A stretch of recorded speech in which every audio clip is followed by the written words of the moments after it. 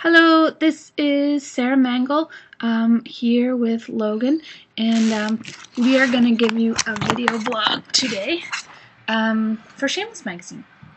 And I'm here in my bed and just resting after a long week.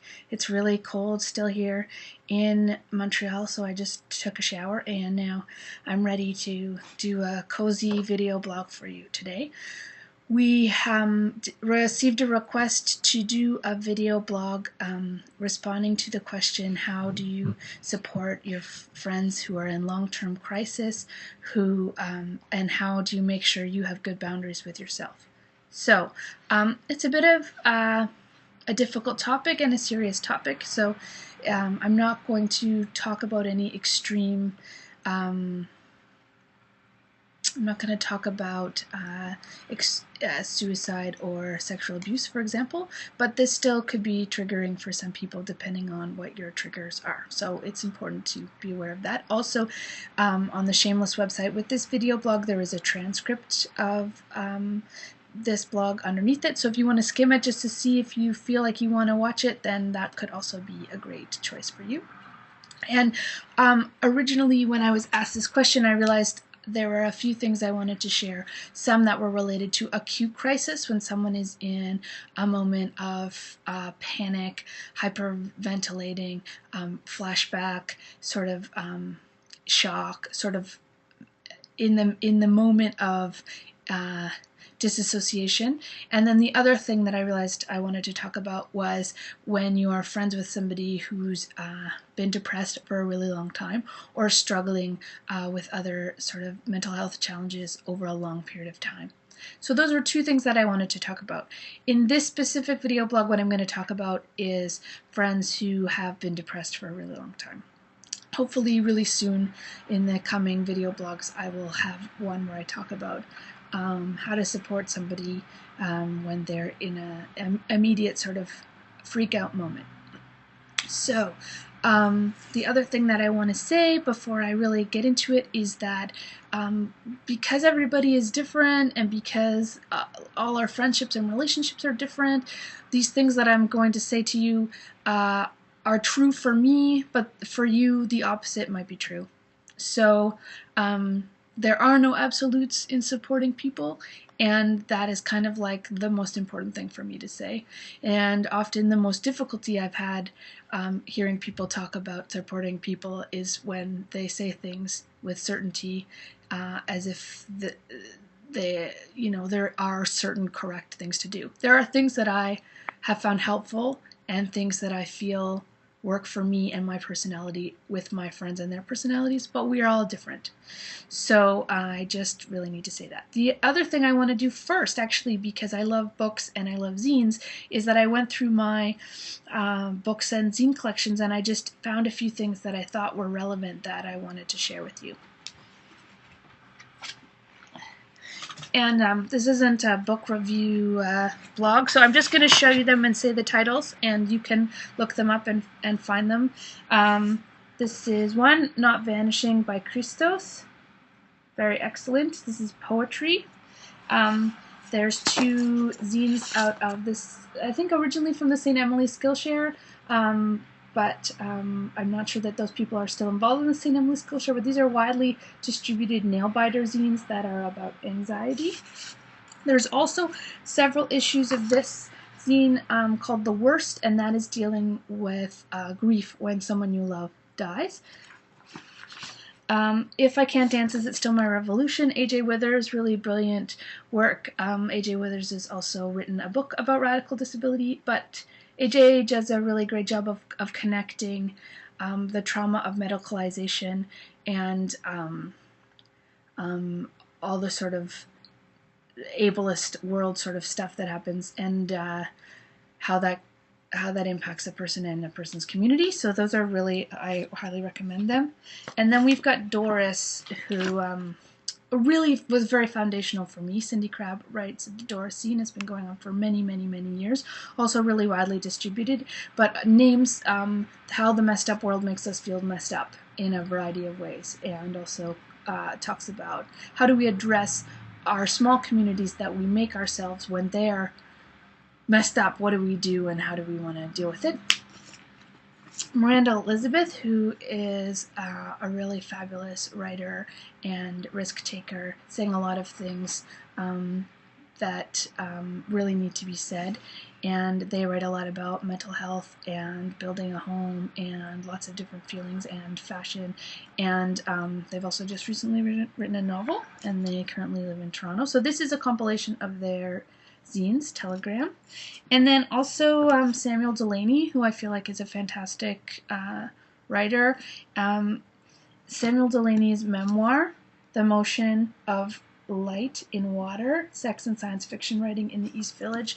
I just feel like Samuel Delaney, who's also spent some time in mental health institutions, also has some really interesting things to say about crisis and support and being believed and things like this. So those are some books I wanted to suggest to you.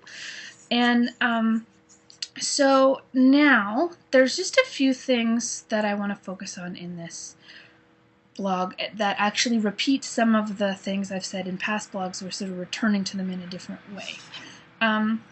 So remember this sign? Originally this sign was dealing with what do you do, how do you tell your friend if you have a crush on them? Weird feelings, you're gonna have weird feelings. Well, we have weird feelings about all sorts of things. So I want to just start off by saying, where is my showing up sign? It's really important, as it is in a lot of areas for friendship. If your friend is having a hard time, if your friend is feeling depressed, you need to follow through and show up. You just really do. And sometimes we make excuses that we're like showing respect by not showing up. We don't know what to do, so we don't show up. We're afraid of making our friend angry, so we don't show up in their lives. This is a really important moment if your friend is having a hard time. To be consistent and with do what you say you're going to do. Build trust by following through. This leads to another really important thing, which is, remember this sign, settle into yourself. Do not promise things you cannot deliver. You cannot save your friend from their situation.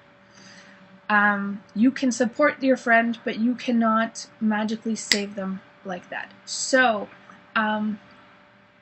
you cannot be their superhero, you cannot be their savior, and I guess another really tricky thing that I've struggled with and other people I know have struggled with is that, like, if your friend is articulating certain needs to you, I really need you to be here with me, I really need you to show up now, all these things. Take a pause, settle into yourself, and make sure that you can be there. And make sure that you can be present with what they're asking. And if somebody is in crisis, it does not mean that you should, or if it's reasonable for you to forgo all of your needs and just support them. This is a moment where you need to hold a space for them and for yourself and be reasonable about what you can do. So if somebody is in crisis, you do not need to do everything possible that they're asking you to do. You need to settle into yourself and reflect on what can I do and how can I support, and also pay attention to not only what your friend is saying, but also what your friend is doing, their body language, their intonation, the fact that they're contacting you when they're contacting you, and also connect with figure out who else is in the network of support with your friend. We don't actually live in communities where we all know who each other are. Often we don't know who our friends are talking to on a regular basis. Ask your friend, who else are the supports in your life, and find out who else are some key people. And if it's possible, be honest about talking to those people. We need to not be afraid of pissing off our friends who are in crisis. If we are afraid of making people angry, we are often not doing what we really need to do or what we think our friend may need for support. But one other really great important thing to do is to be able to check in with other people in your friend support network. to figure out what else is being said, because we all also have our own personal relationships to our friends, and those dynamics are specific, and so certain things are probably going to be brought to different friends. So having some contact will really help you know how to navigate what you can do versus what other people can do. Just like everybody, people who are experiencing depression can't hear everything we say the first time we say it, or the way we might intend to say it. So just like a lot of other situations, you may need to repeat yourself multiple times in order to be heard. This is the case with everything.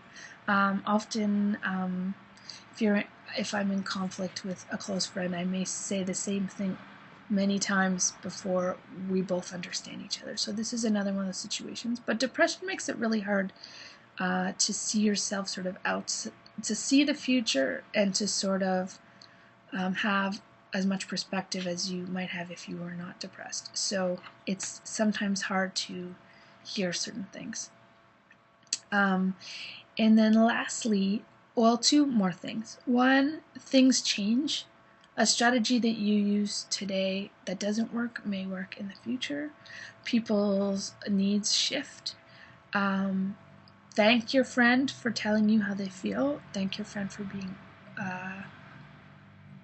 for making contact with you. And then also, don't let your friendship be an island of isolation. And if your friend says, you are the only person I'm going to talk to, really, I would say, encourage your friend, be stern with your friend, depending on your relationship, to reach out to other people and connect with other people. Don't keep your friend's crisis just between yourself and your friend. It's just not a safe scenario, and also you can show your friend you expect more for them, and you know that they can do more by connecting with other people. I think sometimes when someone is having a really hard time, we don't want to ask a lot of them, and we don't want to give them a hard time, but sometimes giving someone a slightly hard time and saying, I expect you to connect with people, I need you to call people, I need you to tell people what's going on, also shows them that you know they can do it.